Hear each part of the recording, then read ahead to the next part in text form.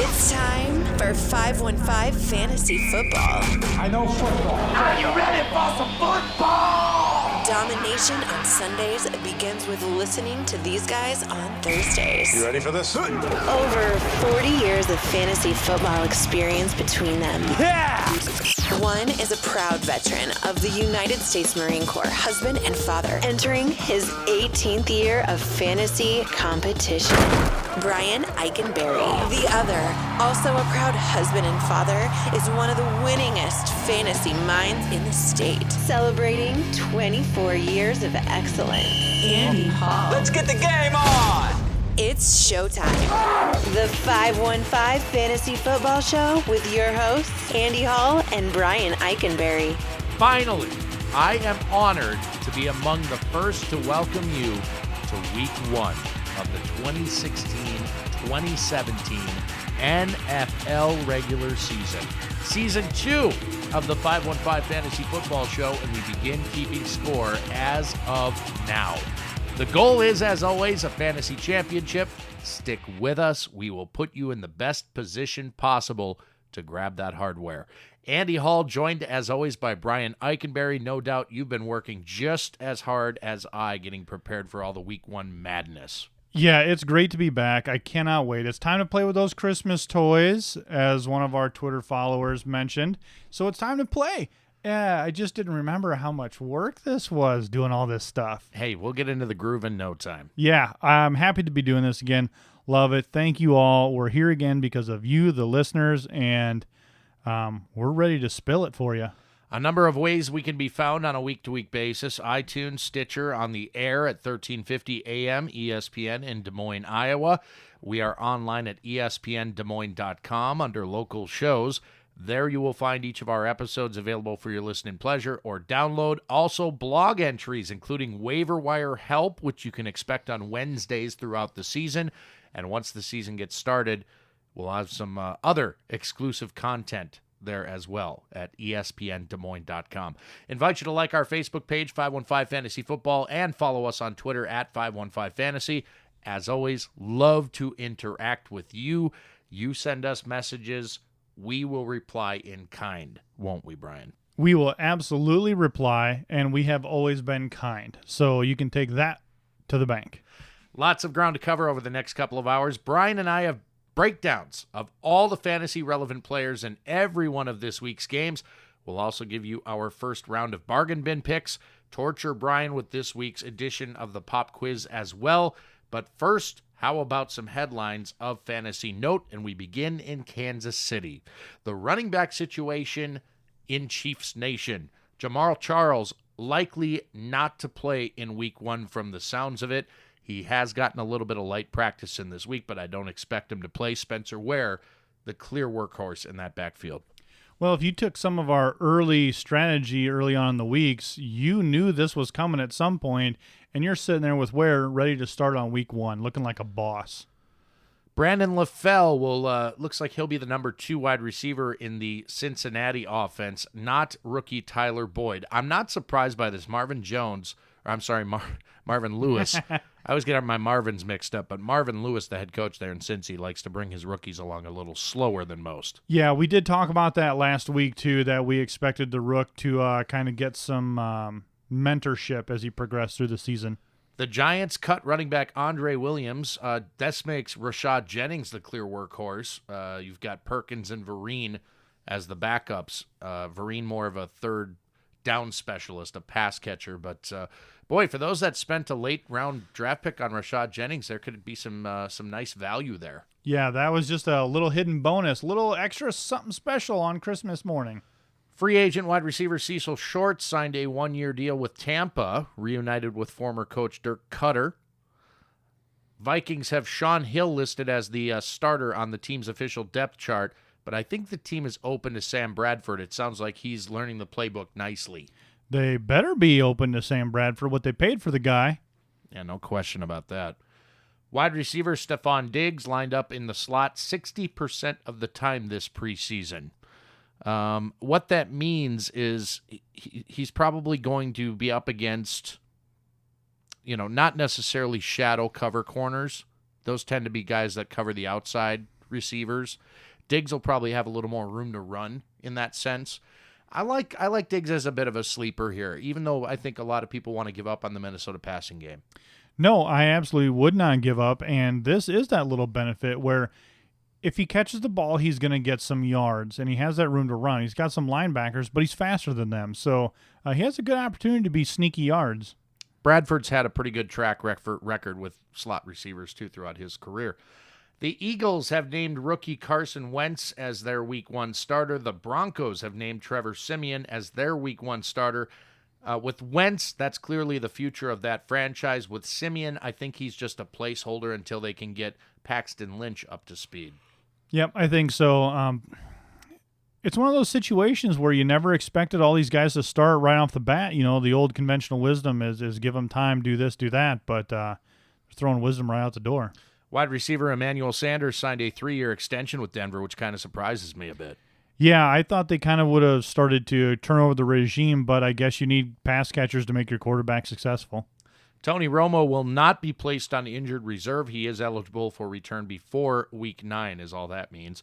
Darren McFadden may never be able to straighten his arm again, according to some reports following an off-the-field injury he sustained to his elbow in the offseason. How crazy is this story? That's insane. He might be finished. Yeah, he might be finished. That's incredible. You can't even straighten your arm. Alfred Morris, unquestionably the backup to Ezekiel Elliott there in Dallas. In Green Bay, Packers beat reporter doubts wide receiver Jordy Nelson will be able to play a full slate of snaps Week 1. I've heard he's going to be on a pitch count as well in this one. Yeah, they've talked about that a little bit. A little disheartening to, you wanted to make that big impact Week 1, and if you drafted him, but you know what? You might have to weigh your options. Stay tuned for the matchups. Thomas Rawls may also not be ready for full workload in Seattle. I've also heard that from head coach Pete Carroll that he is going to be on a bit of a pitch count, so you Christine Michael truthers out there going to get a good look at Mr. Michael in this week's game. Yeah, it's his job to win at this point. If you come in and impress and do well, it's yours. Bit of a surprising quote from head coach Pete Carroll there in Seattle. Said, chances are, quote, good that Jimmy Graham will play in Week 1. I didn't think we'd see Jimmy Graham for several weeks. Yeah, we just talked about this off the air, and I was stunned. I had no idea this was even on the radar for him to play. Yeah, that was a little alert that I received on an app I downloaded called SleeperBot. I'm not getting paid by SleeperBot to mention them. It's a free download, and they're really quick. They send alerts right to your phone. So I got that one a little earlier on and was very surprised, needless to say.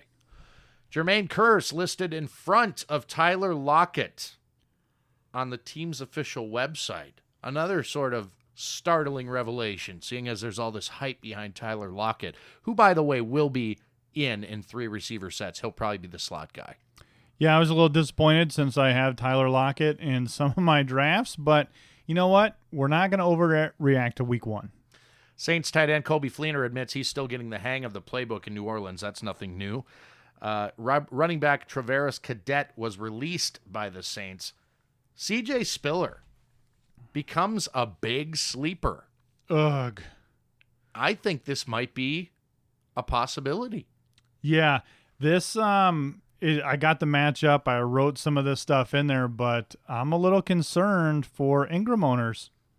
Dolphins wide receiver Devontae Parker may not play Week 1. That means big upgrade to Landry, Stills, Foster. Those are the pass-catching types there in Miami.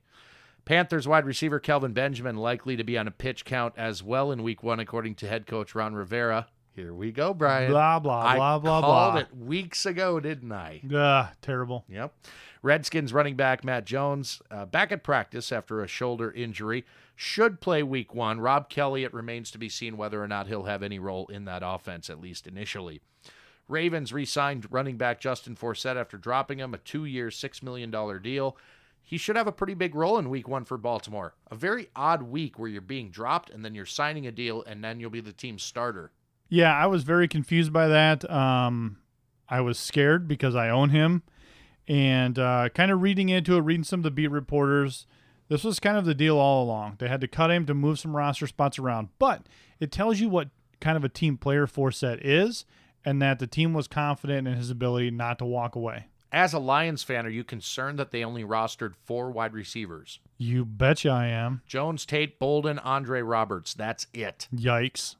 Now, it makes Ebron a sleeper at tight end, does it not? Yeah, as long as he can get on the field and stay healthy. The Bears signed former Packers guard Josh Sitton to a 3-year, $21.75 million contract. Another kind of head-scratcher here. He was an All-Pro last year. Sounded just like some contract disputes, and the Packers tried to call his bluff, and away he went. One last quick headline here. The Patriots have signed a veteran free agent at the running back position, and it is not Ray Rice. It is Bishop Sankey. Wow. That'll do it for headlines, Brian. Yeah, we missed on that bold prediction, didn't we? Well, there's still time. Stick around. We've got all the fantasy-relevant players and grades on all of them. We'll begin with the Thursday night matchup coming up here in a bit on 515 Fantasy Football. Stick around. You are listening to the 515 Fantasy Football Show on 1350 AM ESPN Radio in Des Moines, Iowa. You are also either catching us on iTunes or Stitcher, or maybe you're listening via the ESPNDesMoines.com website. No matter how you found us, you're here. We appreciate it, and you couldn't have picked a better time. Brian and I are about to dive in to the first of the Week 1 matchups. We begin with Thursday Night Football. Carolina at Denver. And a rematch of the Super Bowl. And quickly, before I dive into the players here and give the grades out, I don't know how I feel about this game being played again so quickly. We just saw this matchup. We just saw this. It's literally back-to-back NFL games of the same two teams. So whatever. We'll see how it turns out. It'll probably be like the exact same score as I the was Super to say Bowl. it's going to be 6-3 or 6-3. On the Panthers side of the ball, Cam Newton, I give a C grade to this week. It wasn't that long ago we witnessed Denver linebacker Von Miller get inside Newton's head and completely dominate him from kickoff to the final gun, as he did in that Super Bowl game. Despite losing a couple of guys, the Broncos returned their elite secondary. Miller, who should have no problem holding 2015's number 1 fantasy scoring player to a similar stat line as he finished with back in February. Oh, by the way, it's been 22 games since Denver's defense has allowed a rushing touchdown from an opposing quarterback. Stunning statistic. And at the running back position, Jonathan Stewart, I'll give a C+ to. Nothing more than a flex play at best this week against a stout run defense like Denver's. Stewart isn't used at the goal line. He's way past the point of any home run threat. He's good for volume, and that's about it here. As far as the pass catchers go, Devin Funchess, I give a C grade to. I have bought into the hype here. Benjamin isn't fully healthy yet. Ginn is another year older. Funchess had some momentum out of 2015. If Newton needs a big play from his receivers, he's going to get it from Funchess. Kelvin Benjamin, I leave it on the bench in this matchup. You may disagree, but I don't like him at all here. Greg Olsen, I'll give a C grade to. Mr. Reliable, but gets a tough Week 1 matchup. I wouldn't count him out, but I don't think I expect huge things either. Over to the Broncos side. And the Super Bowl champion starting quarterback, Trevor Siemian. I'm going to leave him on the bench. There's nothing to see here. Again, he's nothing more than a placeholder for Paxton Lynch, in my opinion. I wouldn't go anyone near him this week, or any week for that matter. At the running back position, C.J. Anderson, I'll give a B to. The Panthers were top 4 against the run last season and returned the same front 7 from 2015. Anderson should get 20 or more touches in this one, making him a slightly intriguing option, despite the tough sledding. Demaryius Thomas, give him a B-, as my dog makes noise. He's good for that. The Panthers are rebuilding in their secondary with a 2nd and a 3rd round draft pick. I expect Thomas to take these youngsters to school on a variety of routes, which most of which I'm guessing will be quick hitting so Siemian doesn't get killed. Emmanuel Sanders, a C grade. He just signed an extension with the team I mentioned, so he'll be around for a while. But when will he show his face for fantasy owners in 2016? My bet is it won't be Week 1. And as far as the tight end position goes, Virgil Green, I'll give a C grade to. It's kind of a desperation here, but he is an intriguing sleeper. I'll believe it when I see it with Siemian at the helm. All right, my first of the season. Here we go. Green Bay at Jacksonville, starting off with the Packers quarterback Aaron Rodgers. Obviously, I'm giving this guy an A. Jacksonville had the 28th worst pass defense in the league last year, Aaron Rodgers is known for hot starts. He's got that streak about him. You know he's just going to come out slinging the ball to let everybody know who's boss. Running back Eddie Lacy, I'm going to give a B to. I'm going to give a B because of what I just said about Rodgers. I think he's going to throw the ball a lot this year. Jacksonville's run defense was average at best, so I don't expect Lacy just to go completely nuts on everybody. Wide receiver Jordy Nelson, as you did hear in the headlines, he is on a pitch count, so I'm giving Jordy Nelson a B-. I would still start him because it's Aaron Rodgers chucking the ball around. Normally when you hear that pitch count, it's like, got to leave him on the bench. But in this case, make an exception because it is Aaron Rodgers. Look for Jordy Nelson to get some balls in his hands, get out there. He didn't play in the preseason, so he needs to catch some balls. He needs to get some real game time. So I expect him to make something, but if you have somebody else, start him just in week 1. Randall Cobb, I'm going to give him the B+. He's going to benefit while Jordy Nelson is out there.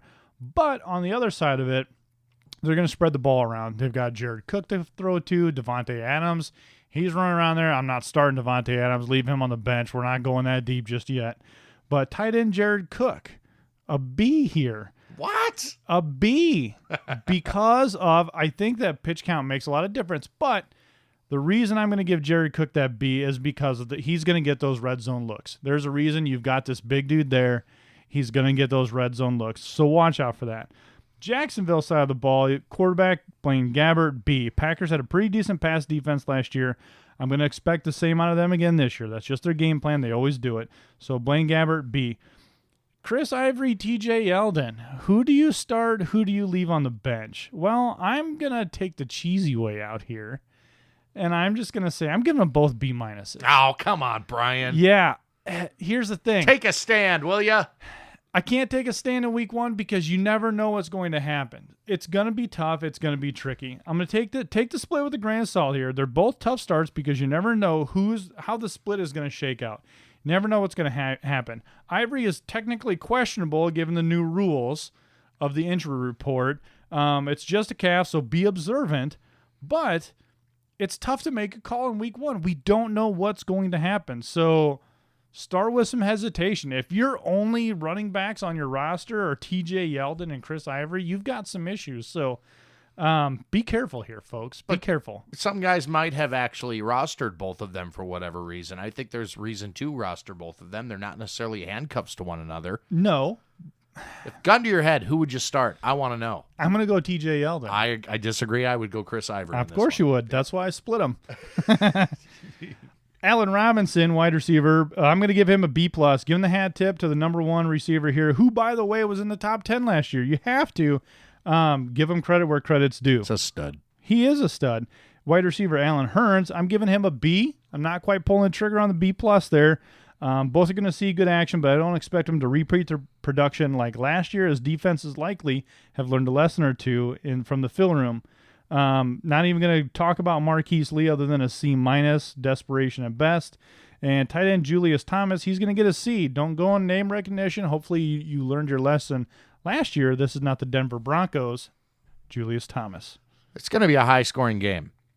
There's no question about that. Yeah, I definitely think so, but it's hard to get it to one person. These teams are not, I'm going to focus on one person. This is not a Calvin Johnson team where he's going to have 150 yards and 2-3 touchdowns. Nope. This is a spread it around, everybody gets some action. Yep, I would agree completely. I think if you have Jaguars, if you have Packers, you plug them into your lineup this week.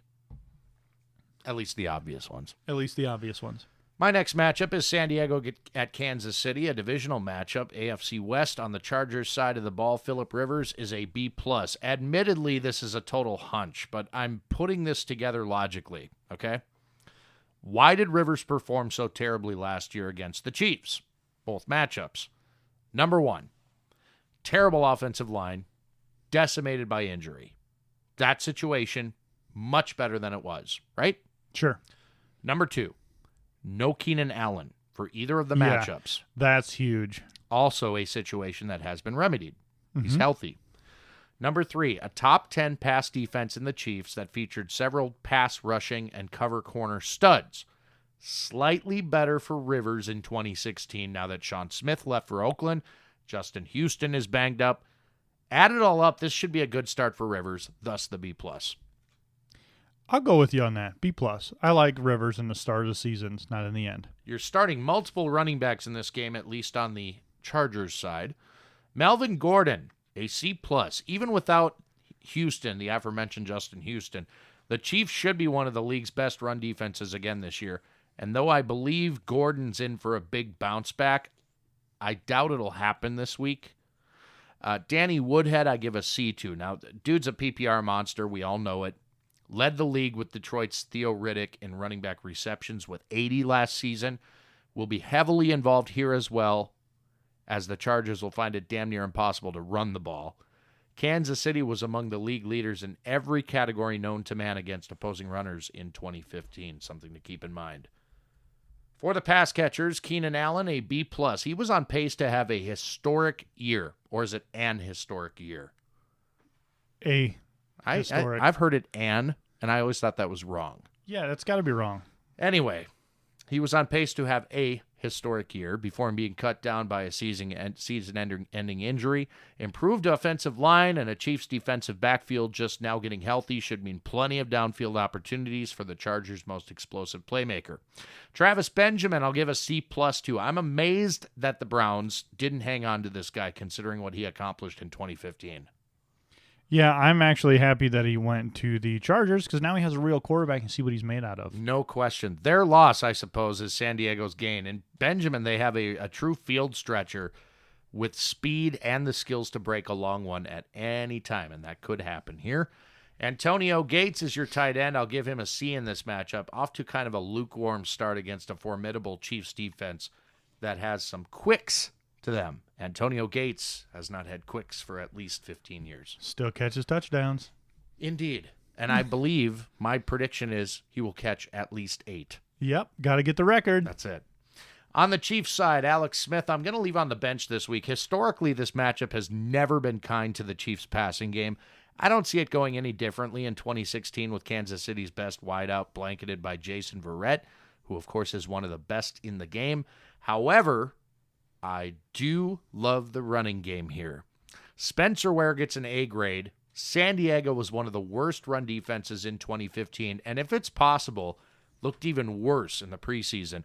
Ware could be the most important handcuff to own in 2016. I know we mentioned D'Angelo Williams, but Spencer Ware might be the answer. Yeah, he's already paying off. Jeremy Maclin, I'll give a C to. It seems like he seems to like playing at home, which, he scored 4 of his final 5 games of 2015.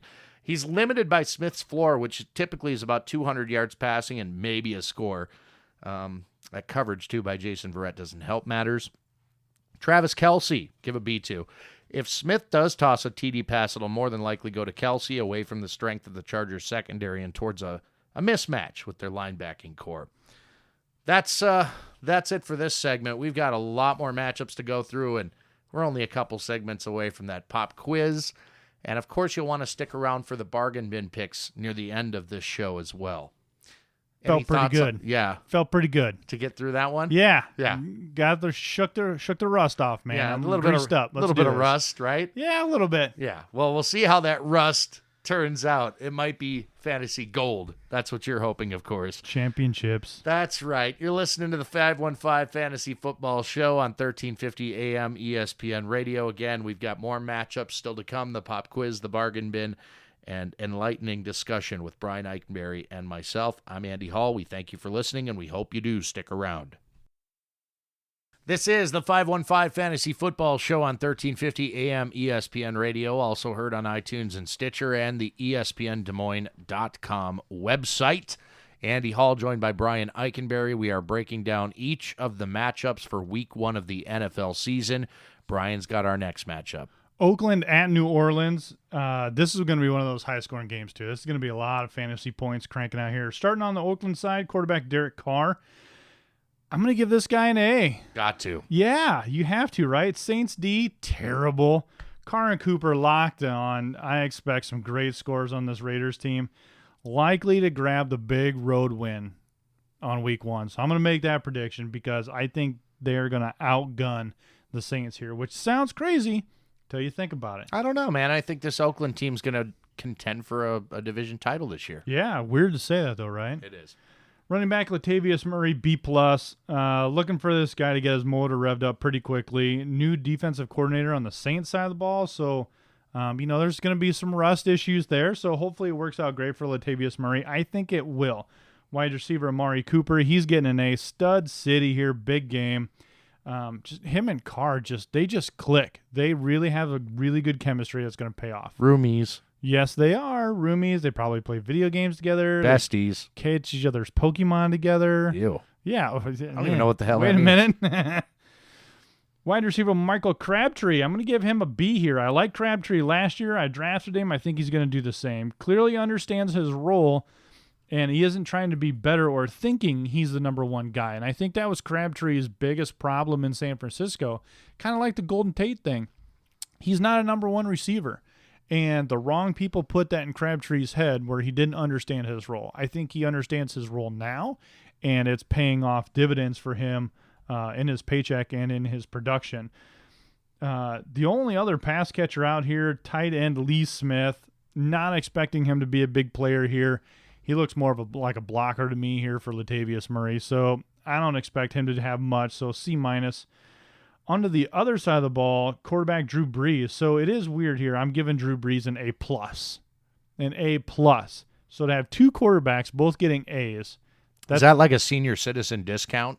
Yeah, it might be. The fact that he gets a plus? Yeah, that he gets the plus. It's AARP card. It's a home opener. It's Drew Brees. They always work out, especially against a bad pass defense in the Raiders there. So Drew Brees, he knows it. He knows what he's doing. He doesn't have to practice. He doesn't have to do anything. Drew Brees is a machine, and he's going to be one of the I'm going to venture out and say top 3 quarterbacks this year. Could be. So Drew Brees, A+. Running back Mark Ingram, I'm giving him a B. And I'm going to tell you why. And I think C.J. Spiller is going to have a little bit more elevated role in this team than what people were thinking of and how high people were drafting Mark Ingram. So I'm looking for the big guy to get some action, but Spiller's looking limber. They just cut the other guy, and that's a worry that I have to have. So C.J. Spiller, I'm going to give him a C+. Not starting him, but definitely on my watch list. Let's see how this week 1 pans out. I wouldn't be surprised if it's a 70-30 split here with these running backs. So happy if you're a C.J. Spiller, not if you're a Mark Ingram guy who drafted him really high. Wide receiver Brandon Cooks, B+. He's going to get plenty of passes. He's Breeze's go-to guy, and Breeze throws it 40 to 50 times a game. Wide receiver Willie Snead, giving him a B. He's been looking really sharp. He has earned his place on that depth chart, and he's just in a good spot after a good last season. Wide receiver Brandon Coleman, C+. Lowered him on the depth chart. Willie Snead just outplayed him. But it is a pass-happy offense, so I expect him to get something. Tight end Colby Fleener. Just one of them things, man. Still learning that playbook, but I think he's going to be all right. Cincinnati at the New York Jets. Begin on the Bengals side. Andy Dalton, a C+. He's got to be wondering what happened to his team. Don't you think? Yeah, everybody's gone. The one that helped make him a top 10 QB in 2015, Marvin Jones, Mohamed Sanu, they're gone. Tyler Eifert still isn't healthy. A.J. Green, he'll probably be stuck on Revis Island the majority of the game on Sunday. Not a great start to the season for him or your fantasy squad, if you ask me. Giovanni Bernard gets a C+. Eifert's absence actually helps Bernard, I think. Becomes sort of Dalton's de facto safety valve. He may not see a ton of handoffs, but should be involved enough in the short passing game to be a worthwhile flex start. Jeremy Hill, I'm leaving on the bench here. He's facing arguably the league's grittiest front seven. These guys are nasty. I am steering clear of Hill completely this week. The only hope is if the Bengals, like a Bengals pass catcher, gets tackled at the 1-yard line, Hill will score on a plunge, maybe. That's where he's at his best, certainly. A.J. Green, I'll give a B- to. He's lined up on Revis Island much of the game, as I mentioned. Good news is the Bengals lost Jones and Sanu, as I mentioned a bit ago, plus Eifert's out. That's over 200 targets that need new homes. Yeah. Volume play. You got to start Green here no matter what. Brandon LaFell is the second wide receiver. I hope you're not in a position where you're considering to start him, but if you need a dart throw, I guess I'll give him a C, maybe. On the Jets side, Ryan Fitzpatrick, a B-. Sure? In this matchup. Yes, the Bengals defense, the proverbial bend but don't break unit all of 2015, surrendering the least amount of passing touchdowns in the league, only 18 versus 21 INTs. third in the league in that category, by the way. A good pass rush also ensures the Jets won't be able to get their running game on track, which is bad news for their running game. Matt Forte, C+. Is anyone still questioning whether or not this will be a relative 50-50 split in the Jets backfield? Nearly similar contracts between Forte and Powell. Nearly similar rushing stats from 2015. Powell actually slightly better than Forte in some categories like yards per carry. Because he's the quote-unquote starter, I'll give a slight nod here to Forte, but the Bengals won't make it easy on either one of them, having given up only 8 rushing scores on the year last season, ranking in the top 7 against the position. Bilal Powell gets a C grade in this one.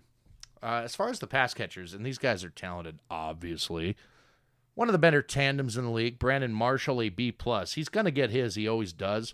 Even against decent competition, since he only gave up 18 touchdowns as two opposing pass catchers in 2015, but allowed the 10th most yards, over 266 a game. So this could be a big yardage game for Marshall. For Decker as well, I'll give a B+, an insanely high floor, and a good but not superb ceiling. Decker was targeted more than anyone in the NFL in the red zone last season, scored 6 touchdowns. When he wasn't scoring a TD, he was netting you at least 65 yards receiving, likely more. Yeah, absolutely. I love these guys. You can't miss. On to Cleveland, Philadelphia. Quarterback Robert Griffin III, I'm giving a B to. Two good things going for RG3 here. The tape on him is really old, and Philadelphia's defense sucks. So he has a good shot at actually putting up some numbers here. So you know what? If you took Brady and you have RG3, you might as well throw him out there. So RG3B. Running backs, Isaiah Crowell and Duke Johnson, I'm giving them both B+. I'm not leaving either of them on the bench if I don't have to. It's an odd shift here, I know, but just hear me out. Wide receiver category is not great here. The offensive line is good, and you have a mobile quarterback. This leaves a porous Philly defense on their toes guessing, so I expect each running back to have 50 yards and a touchdown this game. Bold prediction. Wide receiver Corey Coleman, B-. RG3 throwing the ball. I don't really want a Brown wide receiver that isn't named Josh Gordon here. Wide receiver Terrell Pryor, we've seen this stuff. He looks legit in preseason, but I'm not gambling on week 1, so I'm not holding my breath here either. Tight end Gary Barnidge. Oh, we forgot about this guy. B+. The only guy who has a track record on this roster of great success. He's the only legit offense here outside of the running back category, so start Barnidge with confidence. On the Eagles side, quarterback Carson Wentz, C. The team is sold on him, but I'm not. Nothing has made me stand up and shout that he's going to be the savior here. What it's going to save his game is pass-catching running backs. Right, running back Ryan Matthews, B+. I think Matthews is the safest bet in the matchup with experience and a playbook that fits his style from left to right. Also, don't bet on 45 passes from Wentz. Running back Darren Sproles, C+. Sproles is backseat material, but wouldn't be surprised if he gets about 25% of those running back snaps. Jared Matthews, B-. This guy's burned me like 95 times last year. So much so you're calling him Jared. His name's Jordan. Jordan. Oh. You hate him so much you just want to I don't even want to say You know what? From now on, this season, call him Jared. It's, you know what it is? It's this Apple, the Word doc. Autocorrect. Good. That's what led us to quick dumps last year. Oh, that's it. Huh? That's what it was. Okay. That's the quick dumps. Good inside info. Yeah. So DGB, he's going to get a C+ here. Big body, but a rookie QB. So I'm not going to expect too many downfield risky throws. Tight end Zach Ertz, I'm going to give him a B. Tight end is a rookie QB's best friend here. So if he needs bailed out, that's going to be the guy. What do you think about them apples? I don't know. I guess Ryan Matthews is a guy that's like I'm really intrigued by. That Philly offense, especially now that Wentz is the starter. Listen, Matthews has always been a guy that if he can just stay healthy, he could be a total stud in this league. Yeah, absolutely. So we'll see what happens. I like Matthews a lot this season. I like him a lot more now that Wentz was named the starter, to be honest. Yep, you betcha. So interesting. Well, we've still got plenty more in the way of breaking down matchups still to come, and we're only now one segment away from the pop quiz. You'll also get our bargain bin picks near the end of this program as well. Plenty still to come. Week 1 of the 2016-2017 NFL season is nearly upon us. Thursday night football. Tonight, my friends, a rematch of the Super Bowl. Cannot wait. You are listening to the 515 Fantasy Football Show on 1350 AM ESPN Radio. Stand by. This is the 515 Fantasy Football Show. Andy Hall, Brian Eikenberry with you on 1350 AM, ESPN Radio, on iTunes, on Stitcher, and online at espndesmoines.com. Whole lot of places they can find us, Brian. Everywhere. We appreciate the feedback. We appreciate the communication. Don't be afraid to reach out, say hi, and ask us who should be starting this week. More matchups. Begin with Minnesota at Tennessee, and on the Vikings side of the ball, you know how in some games they refer to a player as not like his name, but like Team QB. Like on a video game, might say it might because they didn't get the licensing for it. It'll say like Vikings QB. I'm going to keep it generic here because I have no idea who the starter is going to be. It could very well be Sam Bradford in this first game, and they're just keeping it on the down low. I don't know. Either way, I'm keeping whoever it is on the bench. Best to just leave this one alone, probably all season long, but stranger things have happened, I suppose. Adrian Peterson is an A. The Vikings' success or failure will depend on whether or not AP can handle carrying the load AD all day. Nothing to indicate he can't besides Game 1 of the 2015 season, which was a debacle. And one would think the play callers would have learned their lesson. Expect at least 25 touches and a productive day from Fantasy's number 2 running back from last year. Stephon Diggs, I mentioned in headlines, I'm giving a C+ to. He may see a few thrown in his direction, but I'm not counting on him to reach the end zone at all here. Kyle Rudolph, a C grade. The Titans were a top 7 defense against the pass in 2015, despite yielding 34 touchdowns over the course of the season. Kind of an odd statistic there. My bet is on Rudolph if the Vikings do reach the end zone via the air on Sunday. Bit of a bold prediction there, maybe. Bold. On the Titans side, Marcus Mariota gets a C.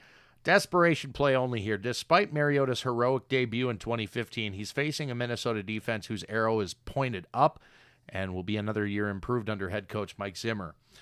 DeMarco Murray, I'm giving a B grade too. I'm sticking to my guns that something big may be brewing there in Tennessee's backfield. This exotic smash mouth scheme that head coach Mike Mularkey wants to impose on opponents seemingly has the two pieces it needs to thrive and survive.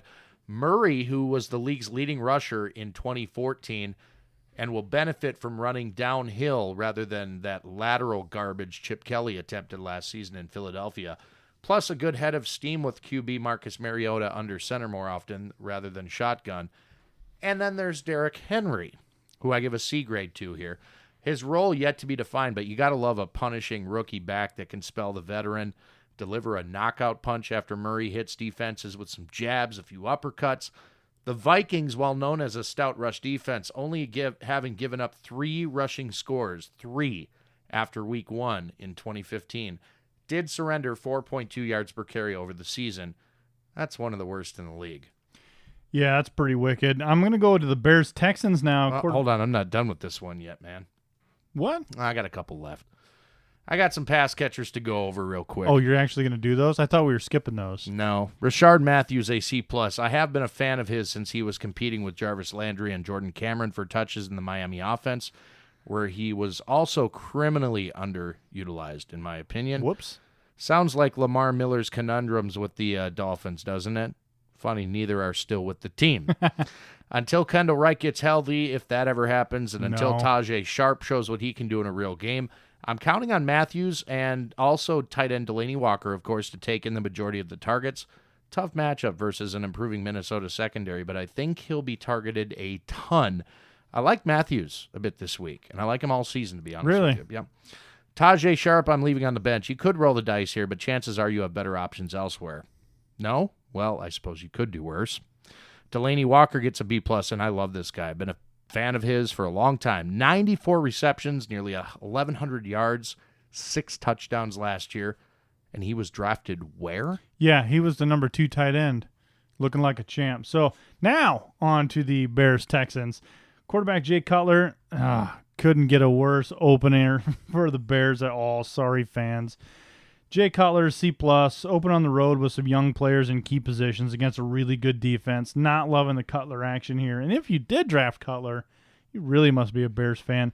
Running back Jeremy Langford, B-. I like the guy. I really do. But this is not a good matchup to be your debut as the number 1 running back for an NFL team. Bears are likely going to be playing from behind and going to have to chuck the ball. So I'm not confident in Langford getting it done here, so B- there.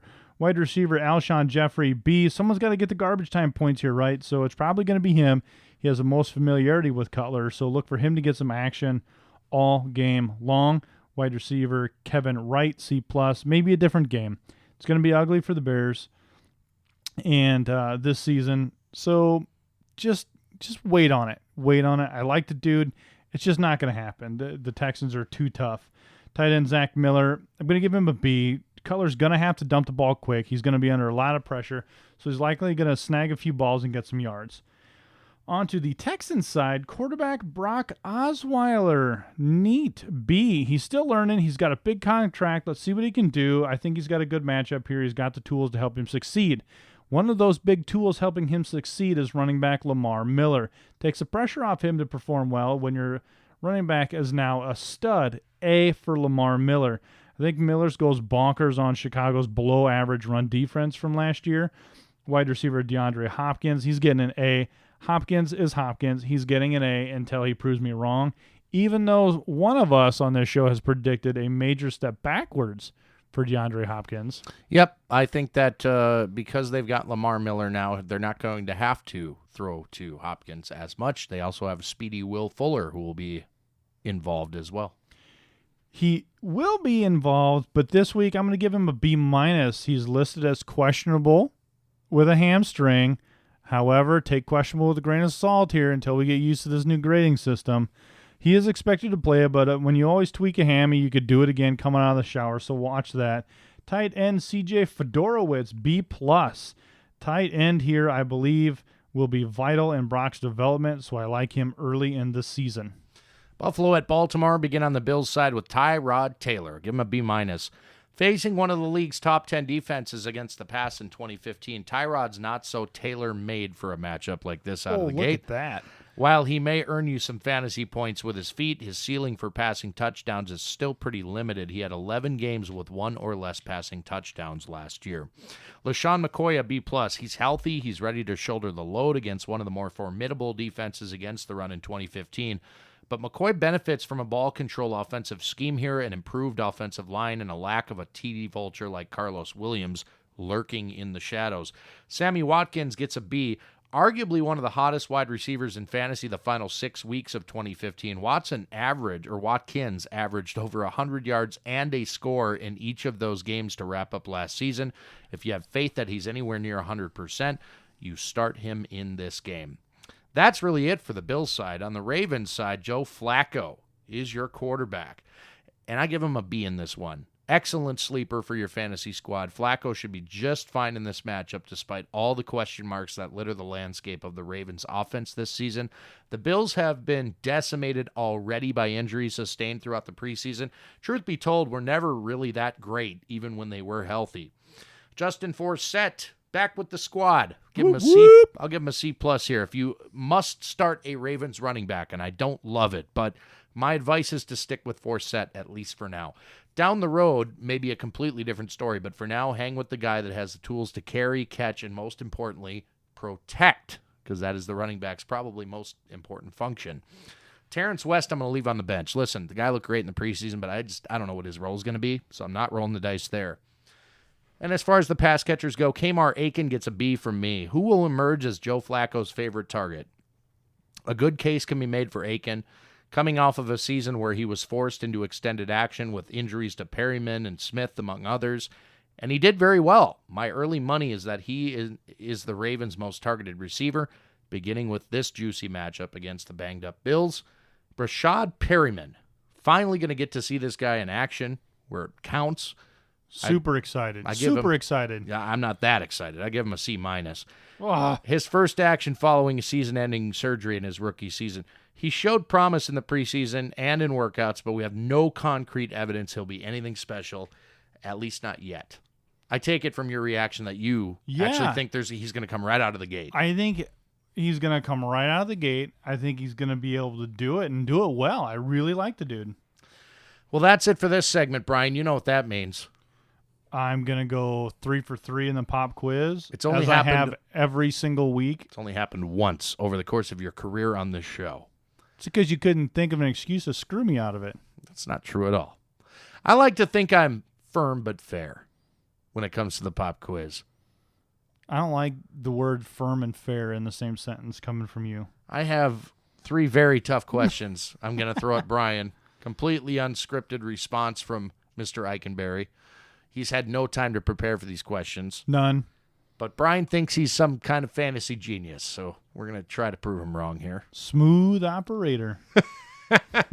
It's one of the funnest segments we do here on the show. The pop quiz right around the corner.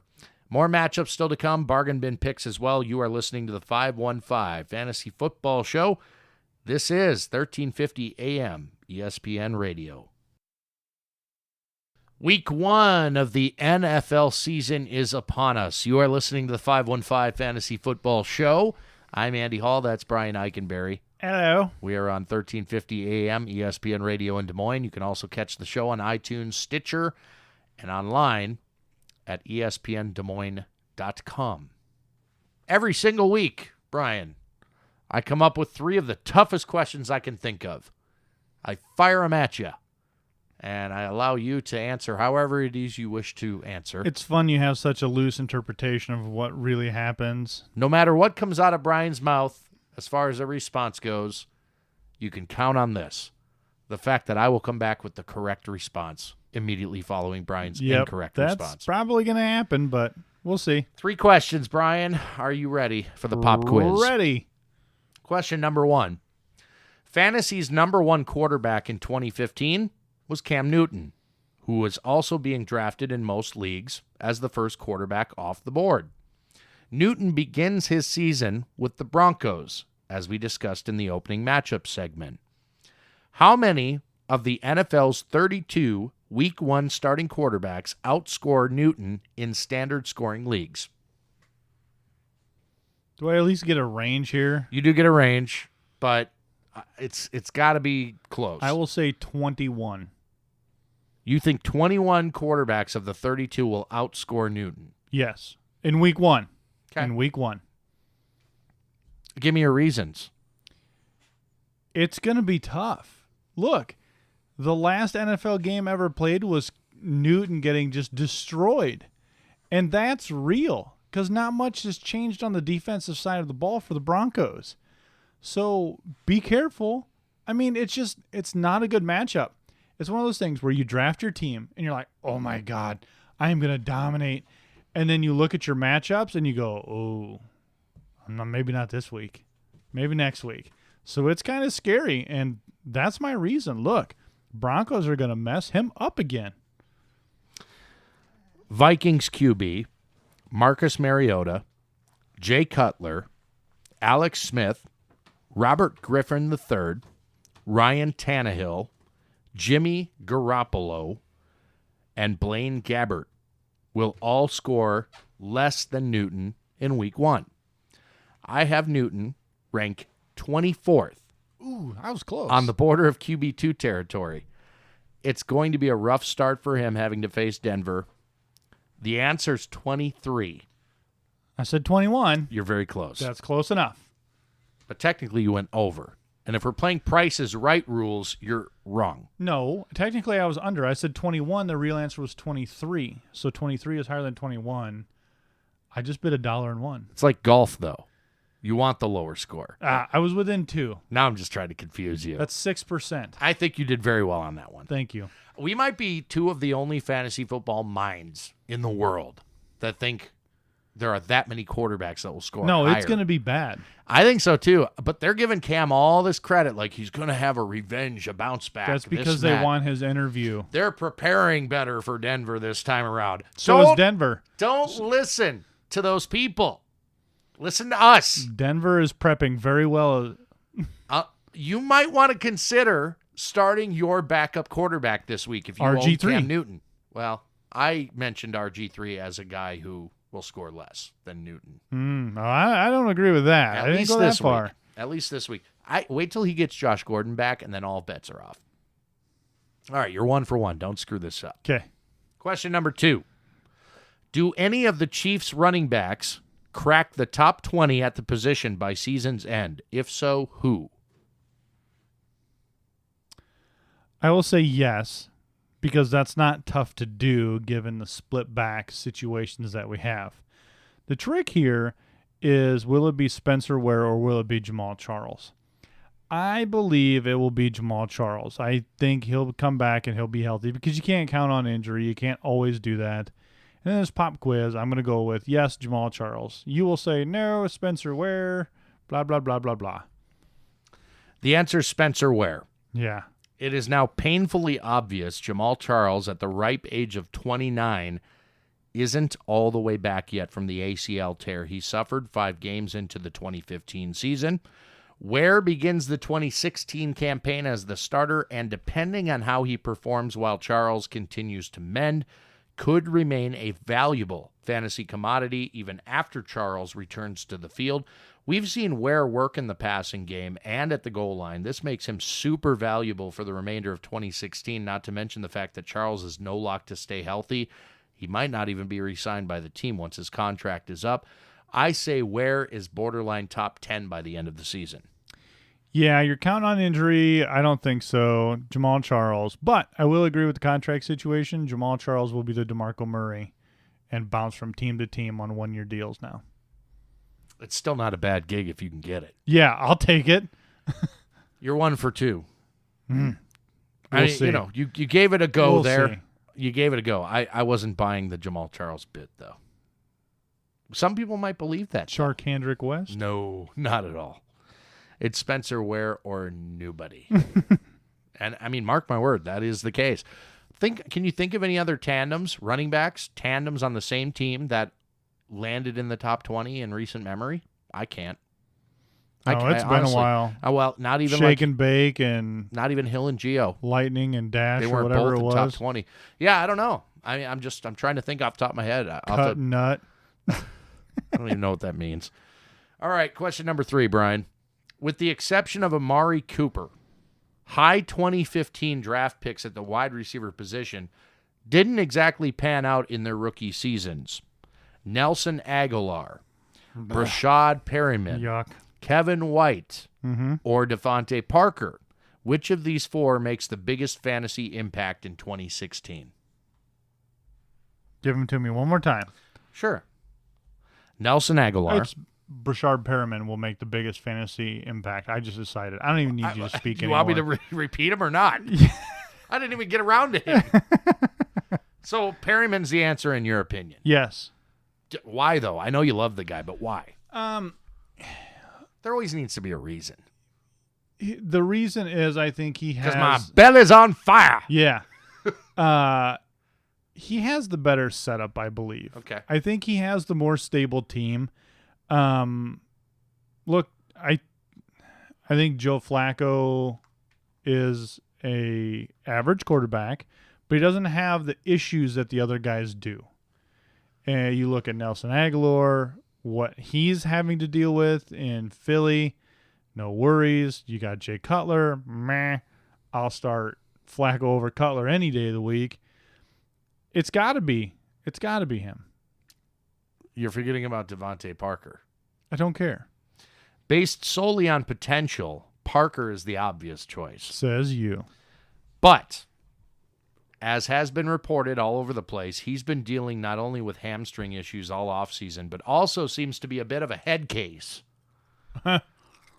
He doesn't hydrate correctly, according to the coaches. He's That's also great. not eating a good breakfast in the morning, according to the dietitian Captain of the Crunch. team. Hey, what's wrong with Captain Crunch? Nothing. Peanut Butter Crunch is the best. You ever want to be sponsored by Captain Crunch, you better start, Deal. Yeah.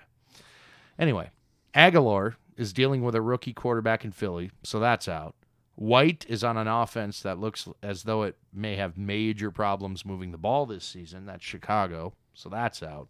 Brashad Perryman benefits from an underrated passing offense Yep. with aging veterans, Nailed it. Smith and Wallace, no clarity at the running back or tight end positions, lots of youth at the wide receiver position. Dude ran a 4.24 40, averaged over 20 yards per catch in his final 2 seasons at Florida. Perriman should be the standout from this class of wide receivers. Nailed it. It's like your favorite catchphrase this year. It's going to be because you're going to be hearing a lot. But it's spoken like the old commercial where the dude was like, championship. Do you remember that? I don't even remember what the commercial was. No, It was I like don't. I'll have to think about this one because I think it had something to do with TJ Hushmanzada or something. Wasn't he involved in the commercial? Do you remember TJ Hushmanzada? Yeah, the one commercial I remember with Hoosh was way back. It was 6-7 years ago, and like he's trying to say his name. He's like, "I'll take TJ Hushamamaleka," and he like kept saying it. And there was a rule like if you couldn't say the guy's name, you couldn't draft and stuff. And he had to draft from the hallway and stuff. Oh, that's too funny. Oh man, those commercials have to be like somewhere online where you can watch them. But that's the thing. Fantasy football commercials were hilarious because even like the Demaryius Thomas, like only winners get wings. How long did that stick around? It did. I mean, long time. anytime you can get the players themselves involved in these things. I mean, I know Antonio Brown's been doing a bunch of commercials this season. You're not. You know where my favorite commercials were though? Old Spice. No, my favorite fantasy football commercials were I think they were NFL.com, maybe. They were where they were showing the players actually doing their jobs and doing like crazy things, like the kicker Mason Crosby hitting like the bell up in the bell tower at some college or something. I don't remember kicked those. The ball and it hit the bell and it rang the bell or something. You don't remember those? No. All right, I'll have to show you those. I'm sure they're on YouTube somewhere. Mine were ESPN commercials. Where they would show those are awesome. I love it with the players. Yeah, those guys are fantastic there. Hey, we've got plenty more still to come. We're going to break down some more matchups. Do not miss the bargain bin segment. You might need one of these, even in week one. You never know. 515 Fantasy Football on 1350 AM ESPN Radio.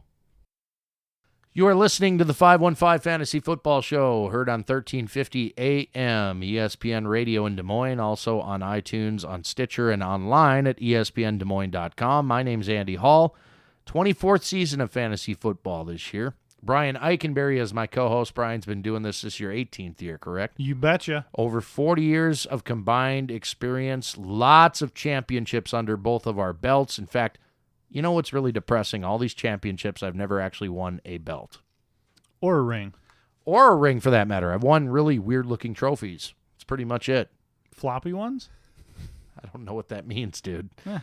Let's not take that conversation any further than we have to. Well, let's rock the Bucks-Falcons right away, should we then? I like it. All right. Good old NFC South smash mouth football here. Quarterback Jameis Winston, B+. He showed flash, played well under pressure. I think that if Mike Evans catches the ball, and so do his running backs, he's going to have some good stats. I like his week one matchup. Jameis Winston, B+. Running back Doug Martin, he's also going to get a B+ here. It's his job to lose. He has pressure from behind, so expect him to hit the ground running and fight for his job. I expect Doug Martin to be considering that as much attention we're giving Charles Sims. Probably listens to our show. So Charles Sims, he's getting the seed. Don't start, but keep your eye on it. If the muscle hamster slips, he's going to get more reps. Wide receiver Mike Evans, the only person I'm aware of who dropped more passes than caught last year. Just catch the passes, man. You got one job to do, and it's catch passes. If he does, he's going to be in the top 10. So, new season, new outlook. Mike Evans, A. Vincent Jackson, I'm going to give him a B. V-Jax, I think he's going to have a good year the better Mike Evans becomes as coverage rolls to his side. So, if Mike Evans is successful, Vincent Jackson will be better. Tight end Austin Seferian-Jenkins is going to get a B. He was up and down all preseason, but he finally won the role, I think, in week 3. But he's also on a short leash. I bet he's going to get a touchdown this week, so he's looking to make his reps count. Quarterback Matt Ryan on the Falcons side of the ball, I'm going to give him an A-. They had the 7th best passing offense last year, and I expect it to be even better this year. I wanted Matt Ryan, but I couldn't snag him in the drafts at the right place. Running back Devonta Freeman, B. He's a good player, but he's not going to be like the guy he was last year. If you remember, a lot of his production came from like 6 or 7 games. Devonta Freeman, the Bucs defense is middle of the road, so it's not a total flop. I'm going to give him a B. Wide receiver Julio Jones, A. He's a stud. He's good. Enough said. Technically listed as questionable on the injury report, but it probably should be probable. Looks like he's going to be a go because of that ankle. Wide receiver Mohamed Sanu. Sanu is a guy you may have been able to steal in the draft. Name association didn't click with most people, and realize he's going to be benefiting from Julio with a great quarterback looking like a champ. Mohamed Sanu, B. Tight end Jacob Tamme, B-. I'm not on board with Tamme. being the sneaky point grabber here, I think it's a wide receiver offense. Miami at Seattle on the Dolphins side. Ryan Tannehill is, I'm going to make this easy. Leave him on the bench. This is a tough matchup. Arian Foster, I give a C grade to. Everyone's on injury watch with Foster, but this for good reason. I mean, he's recovering from a torn Achilles, facing last year's top rush defense to open the 2016 campaign. What's to love? Not a heck of a lot, aside from maybe a little value in PPR leagues. Speaking of which, Jarvis Landry, I'll give him a B. As dominant as Seattle is and has been for a long time against the pass, there is at least one scuff that opponents have been able to exploit, believe it or not. It's the slot position. Go ahead, take a look at all the big numbers slot guys and tight ends have been putting up against the mighty Seahawks. Or don't, and just trust me. Randall Cobb, Tyler Eifert, Greg Olsen, Jason Witten, Larry Fitzgerald twice, and Marcus Wheaton put up big stats in 2015. What do they all have in common?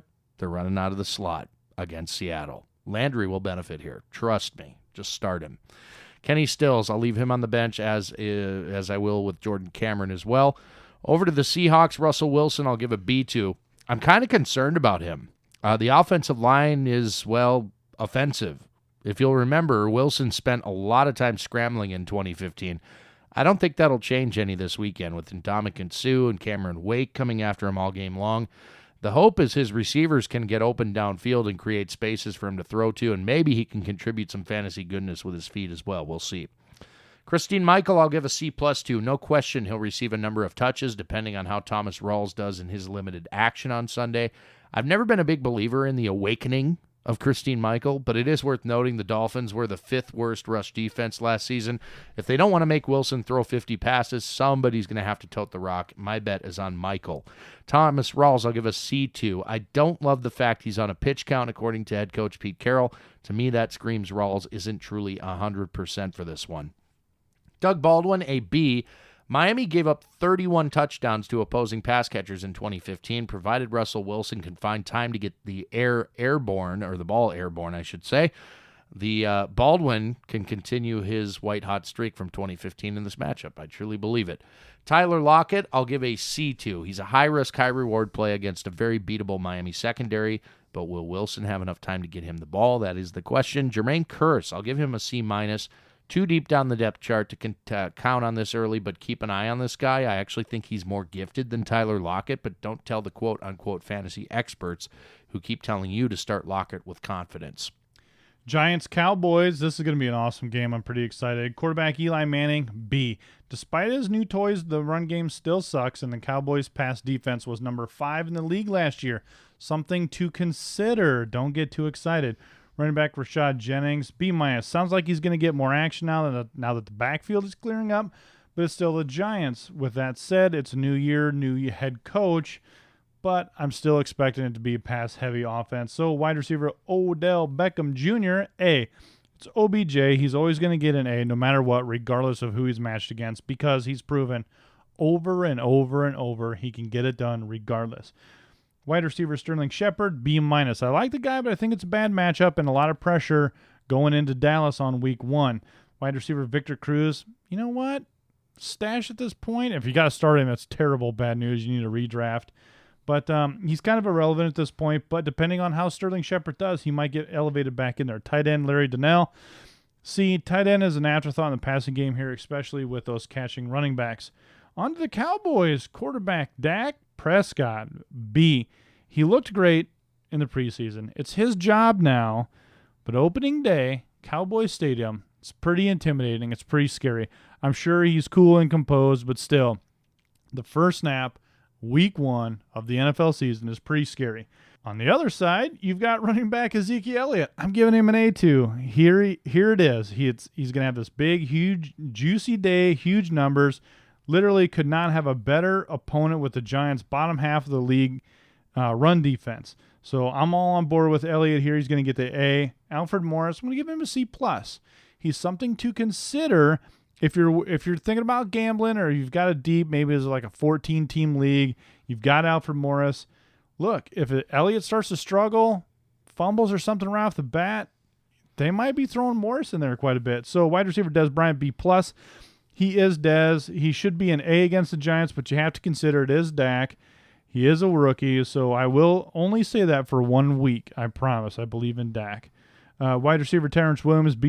Same as Dez. We'll see how it goes, but he's not the guy to own. Neither is Cole Beasley. Tight end Jason Witten, B+. If it was Romo, I would have graded lower here for Witten, but I think the old man might bring some calm and comfort to Dak. Detroit at Indianapolis on the Lions side. Matthew Stafford gets an A here. Even if a super stud corner like Vontae Davis were healthy, I'd be offering my hearty endorsement. As you may have heard, Vontae Davis is not healthy. Indy is bad. How bad are they? They ranked 24th against the pass in 2015 and arguably regressed this year, having lost Davis, leaving the defensive backfield with Patrick Robinson, Antonio Cromartie, and Darius Butler. Gross.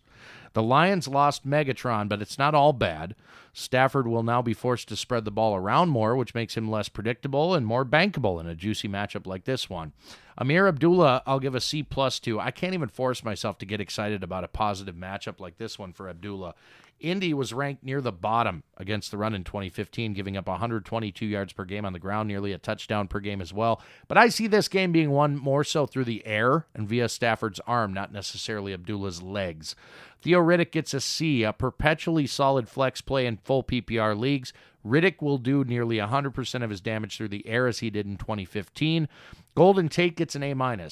Jim Bob Cooter. Not only does he magically transform Matthew Stafford into a top 5 QB late in 2015, he does similar magic for Tate, who averaged 6 catches per game, at least 50 yards or a touchdown in 8 of his last 9 games last year. All of that added to what I've already covered as far as how terrible the Colts secondary is. Tate should be in for a great week. Marvin Jones, I'll give a B to. Looking forward to getting a look at the new 1A, 1B wide receiver tandem there in Detroit. Now that Megatron's 152 targets are on the table, it'll be interesting to see who emerges victor and champion of the All-Valley Under-18 Karate Champion. Wait a minute. What am I talking about? Eric Ebron gets a C. I don't think it'll be Ebron for the record that wins the fan. Probably not. No, not so much. On the Colts side, Andrew Luck, I will give him an A. I expect the Colts to throw a ton in this game. They'll need to, with the amount of scoring the Lions will be doing on their defense. Fortunately for Luck and the Swiss cheese offensive line protecting him, Detroit's secondary isn't known for creating turnovers against opposing passers. They only had 9 interceptions all of last year. Average at best is how I'd describe them. Against the Colts' above-average pass-catching group, I like Luck's chances a lot in his return. Frank Gore, a C+. The Highlander claims there can be only one. One what? One 1,000-yard rusher in the past 9 seasons in Indy? One 100-yard rushing game by a Colts running back in the last 50 games? So was that like Edgar and James or something? Those stats, by the way, are absolutely true. Gore is what he is, a low-end running back, too, that'll sometimes produce serviceable fantasy numbers in your flex spot. Sometimes. T.Y. Hilton, a B+ in this matchup, the safe bet of the 2 Indy wide receivers that matter. Pokey Moncrief, I'll give a B- to. The high-ceiling guy that comes with a bit of a risk. He does score when Luck is throwing the rock, not so much with somebody like a Matt Hasselbeck. Dwayne Allen, he gets a big yawn from me in this matchup, a C at best. And that'll do it for this segment. One more matchup segment, and then we will hit the bargain bins and throw out the fantasy Flea Flicker as well. Upcoming on 515 Fantasy Football. This is the 515 Fantasy Football Show. Week 1 of the 2016-2017 NFL season begins tonight with a rematch of last year's Super Bowl game, Carolina-Denver. I'm Andy Hall. That's Brian Eikenberry. We're in the midst of breaking down all the fantasy-relevant players in Week 1, giving you our grades on each of them and giving you a little our 2 cents on who you think you should, who we think you should start and help you win Week 1 on the way to winning a fantasy championship. I got excited when you said R2 cents, and I was like, I thought he was going to say Star Wars something. R2-D2. Pat's cards, here we go. Quarterback Jimmy Garoppolo, C. I'm sure he's good and prepared, but it's not the road game to be starting Week 1. Good luck here, pal. You got one of the top-tier defenses in the league to start with. Running back LeGarrette Blount, I'm going to give a B. I wanted to boost him up, but it is Arizona. I do expect the Patriots to be playing from behind here. Cardinals, great offense, great defense. So it's going to be a rough go here for Mr. Belichick. Running back James White, B-. They may just be in disaster mode once they kind of get the playbook opened up, and I bet Belichick's going to be blowing a gasket early. So I'm not counting too much on the running game here. Wide receiver Julian Edelman, I'm going to give him a B. Same as before, no confidence. We don't know how Garoppolo is going to do in actual game time. They will be throwing a lot, but they may be throwing a lot to interceptions and letting the Cardinals grind out the clock. Danny Amendola and Chris Hogan, both C+, C above. I think it's a 2A, 2B here, regardless of what the depth chart says, and I think Hogan can just ultimately block Amendola out. Tight end Rob Gronkowski, B+. Talking out of the other side of my mouth here, but it is just a way for Gronk to be Gronk again, and regardless, he's always going to get his. He is questionable. He was limited in practice on Wednesday, but I do expect him to be a go because if they do plan on winning this game, they are really going to need Gronk out there. Would you say he's going to make America Gronk again? Going to make America Gronk again. He's got his own energy drink. He's going to wear the hat? Maybe. I would assume so. Really bad hairdo? With a really bad hairdo under that. I whip my hair back and forth. This is all real. I swear. Onto the Cards, quarterback Carson Palmer, B+, top-notch QB against an average pass defense.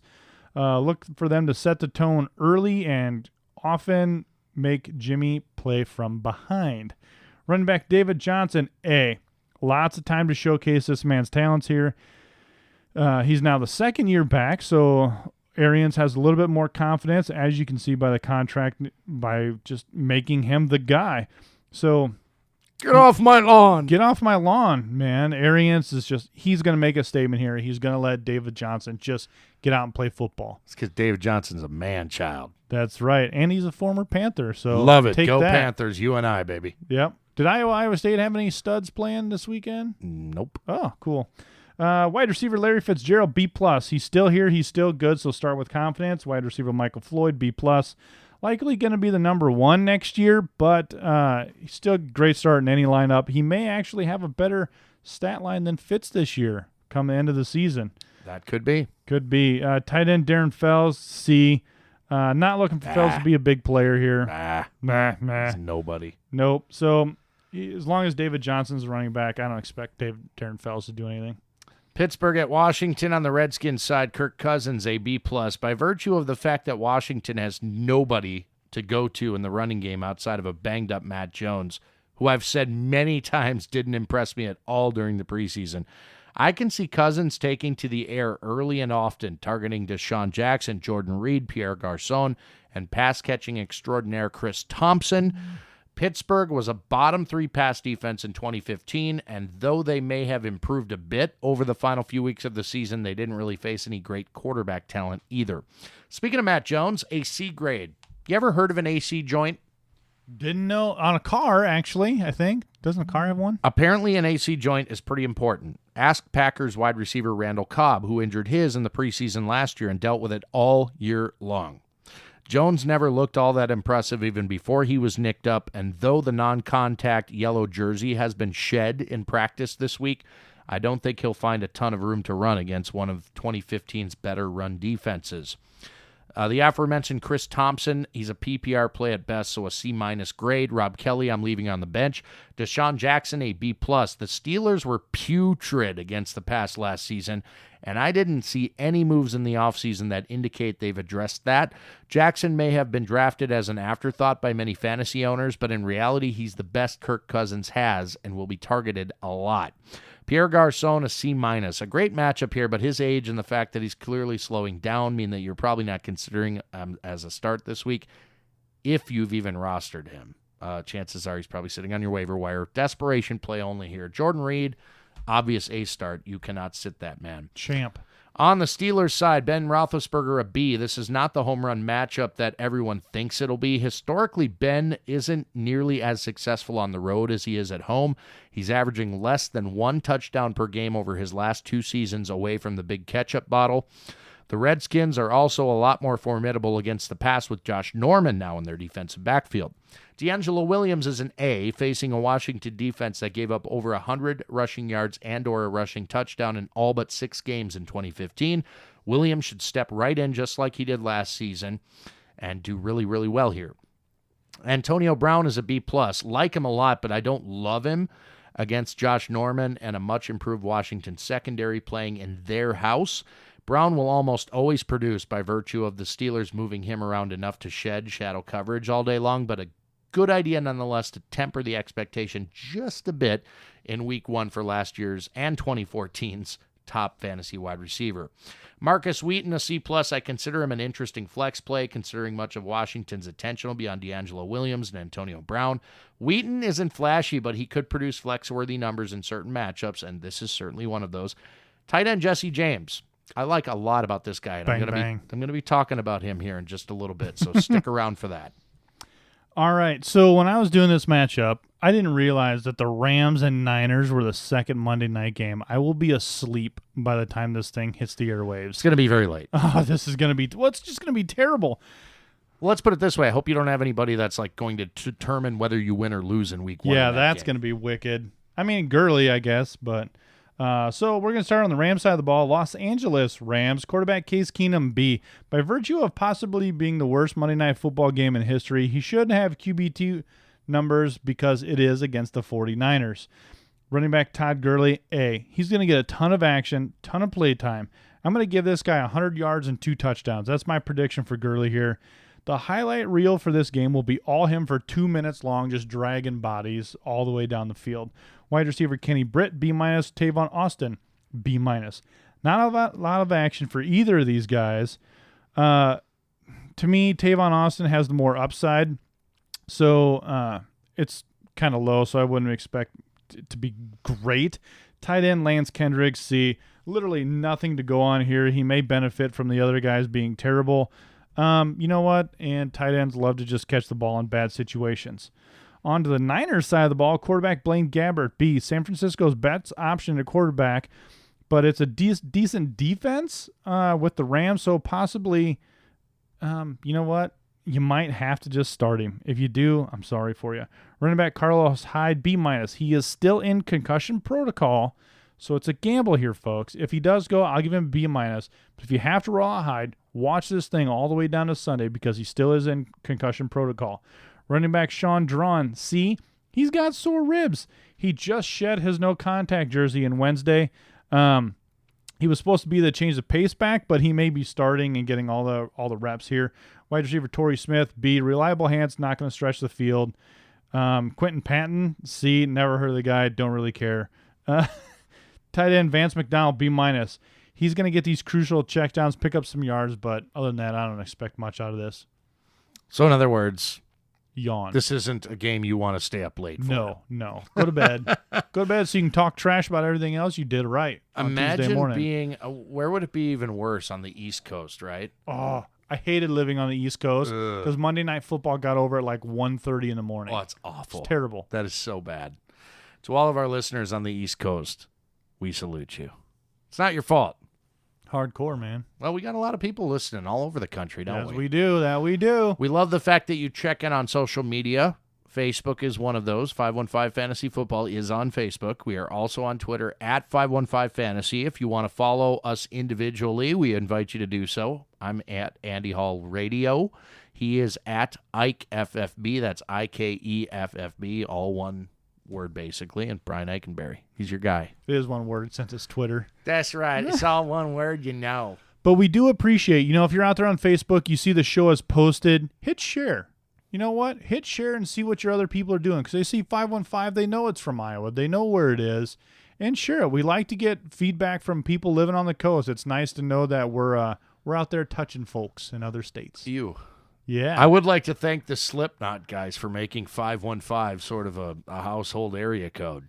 Maybe. Well, I mean, they really kind of have. Yeah, everybody absolutely. should know what 515 is now because Slipknot has made it part of their, their dialect. Absolutely. So, all right. Well, we have gotten through every single one of these matchups. All that's left now, the 515 Flea Flicker. Brian and I will hit on a variety of topics. I don't even know what we're going to talk about yet. We're also going to talk bargain bins here in just a bit. The 515 Fantasy Football Show on 1350 AM ESPN Radio. 515 Fantasy Football, as heard on 1350 AM ESPN Radio in Des Moines, also on iTunes, Stitcher, and online at espndesmoines.com. Andy Hall, Brian Eikenberry, wrapping up the Week 1 show. with this final segment, which is split into two parts. The first part here, Brian and I will give you what we call the bargain bins. For those of you that are new to the program, and we're happy to have you aboard, thanks for listening to the show. Every week, we will give you one quarterback, one running back, and one pass catcher. Doesn't have to be a wide receiver. It could be a tight end as well. One from each of those categories, Brian and I will give you that you can, chances are, grab from your waiver wire. They're available in at least 50% of all leagues. And these are guys you can plug in and expect a decent amount of return from. Yeah, I actually forgot the rules of the bargain bin when I was coming up with mine. I'm like, I had 3 quarterbacks. I'm like, oh, man, I can't do that. Whoops. Yeah, typically these are guys that are available in about 50% of leagues. Yeah. So I had to go back and redo mine, so I think I got her complete now. Okay, cool. So we'll begin with you and your bargain bin pick at the quarterback position. Brock Osweiler. Interesting. I think Brock is set up for success. He had some action last year, so he's not straight rookie first start. You know, he had some action. He had some good leadership. He went after the paycheck and landed in a good spot. I think he's got enough coaching staff, enough veteran leadership to come into a friendly locker room, get it done. He's learning. He's got a good running game there to help him out if he gets under pressure. I like Brock Osweiler as a bargain bin here this week. Does he have moxie? I don't know what moxie is. I don't either. Is that like for zits and stuff on your face? That's Oxy. I think that was Oxy. Oxycute him. Yeah. My bargain bin pick at the quarterback position is Joe Flacco, who we've talked about extensively as a guy who, for whatever reason, people just don't think of him at all when they think of a guy you can plug in and expect a decent amount of production from at the quarterback position. Joe's never been a flashy guy. Joe's never had elite talent around him. But, boy, he had one heck of a payday a couple years ago, didn't he? Because he had a really good Super Bowl, and he cashed in at the right time. He sure did. I believe in these young pass catchers, though, in Baltimore. I also believe in the fact that eventually this running back situation will get ironed out and will help out tremendously. I don't think Joe will have a problem remaining upright. He was a little banged up coming into this year, so hopefully they can keep him upright. But I think Joe Flacco's a guy that hardly anybody targeted at all in drafts. He's probably available on your waiver wire. If you're a Tom Brady owner, we've talked about this before, and you're looking for a guy to fill in the first 4 weeks of the season, ain't nobody got an easier schedule than Joe Flacco. That's right. I've been beating the drum. I love his receivers, and like you said, Flacco has the easiest schedule for the first 4 weeks to fill in for Brady. Brian just said what I just said. He's wacko for Flacco. Wacko for Flacco. All right, at the running back position, your bargain bin pick is running back Sean Drawn. Guarantee he's out there. Nobody wanted the Niners, and everybody went after Carlos Hyde. Sean Drawn is out there because of that concussion thing going on with Carlos Hyde. You have an opportunity to catch a potential number 1 running back by default of concussions. You never know how these concussions go. And once you've had one, it's easier to get the second one. So if you're looking for a nice RB stash, Sean Drawn's the guy. My running back is James White, New England Patriots. Yeah, slid under the radar. Well, so once Deion Lewis went down, they needed a pass-catching type. They tried several different folks. James White is the best of the bunch. The Patriots, I think we figured them out now. When they're running way ahead, they run LeGarrette Blount into the ground. Yep. When they're competitive or behind, they use the pass catching back quite a bit. And I think with a young quarterback like Jimmy Garoppolo, added to the fact that Arizona's not an easy team to run on, probably, and this will be a competitive game, I think, score-wise because of the defenses. I honestly, the way I see game flow going, the pass catching back should probably benefit here, and that is James White. If you look at some of the other pass-catching backs from last season and how they did against this Arizona defense, Mark Ingram caught 8 passes for 98 yards. Kyrie Robinson also caught 5 passes for 51 yards in that same game. Later on, Theo Riddick, 13 targets, 10 catches, 53 yards, and a touchdown. Week 11, Giovanni Bernard, 8 passes for 128 yards. Pass-catching backs, so James White is my pick. Absolutely. Now for the pass catcher. Tight end Jason Witten. Nice. Yeah. We're both going tight end this week, by the way. Yeah, that's cool. Well, so in my matchups, I had Witten as a B+. A lot of people, Witten, another year, he's old, he's not Antonio Gates, not going to catch a ton of touchdowns. Totally agree with you if Romo was a quarterback. Romo's not the quarterback right now. It's Dak Prescott. And a tight end's best friend, or a quarterback's best friend is a tight end. Witten, calm, cool, collected, 24/7. Guy's been in it forever. He knows what to do. He knows how to get open. And Dak Prescott's going to be dumping it a ton to Witten this week. Guaranteed. I dig it. My tight end, my pass catcher this week in the bargain bin is Jesse James, Pittsburgh Steelers Bang, tight bang. end. I like a lot about this guy. Size, he's 6'7". He's got some quicks, and he's got great hands. He's got it all. And as long as he can catch the eye of Big Ben every once in a while, could be a monster sleeper at the tight end position this season. Something to keep an eye on. And they're facing Washington this week, who, by the way, had a little trouble with the tight ends last season and don't have anybody over, I don't think, 6 feet tall in that secondary. So Jesse James at 6'7", nice little start there. Heath Miller, who? Yeah, exactly. First bargain bin's in the books, Yeah, man. not that anybody's really going to need a bargain bin in week 1, because let's face it, everybody's in love with their fantasy team right now. But you know what? You might have been looking at the matchups and went, oh, no, this is going to be bad. I need to think of something quick. Kind of like what we do with the 515 Flea Flicker. I am excited about this week's Flea Flicker here. We've got 4 minutes. You begin. All right, so we're going to talk about food. I love food. So me too. So my Sunday crack open here, NFL break it in, is taco rice and cheese. Okay. So if you're a Marine or a squid and you're in Okinawa, you know what taco rice and cheese is. It is literally steamed rice, taco meat, and shredded cheese on top of it with either hot sauce or ketchup. Winner. And that's what you ate coming back in at 4 a.m. on the streets of Okinawa, just completely trashed. It was the best soak-up alcohol food ever. And now I make it, and it is absolutely delicious. So what's your game day? Is it taco rice and cheese? Are you coming over this Sunday? I was going to say, you're making my food. Yeah, I was say you're basically. coming over this Sunday, so you're having taco rice and cheese? You tell me what we're eating, Brian. I used to watch with a good friend of mine and his dad, who sadly passed several years ago. And we used to take turns cooking every single week. And, sometimes it would be steak on the grill. Sometimes it would be like a pork butt and, in a slow cooker. And we make tacos out of it or something. We did a wide variety of food every single week. Mm-hmm. And for me, that's a great memory. Food and football really do go together. I know people that drink a lot on Sundays for a variety of reasons. I'm not a big drinker, nor have I ever really been, not at least for a very long time. But I love food.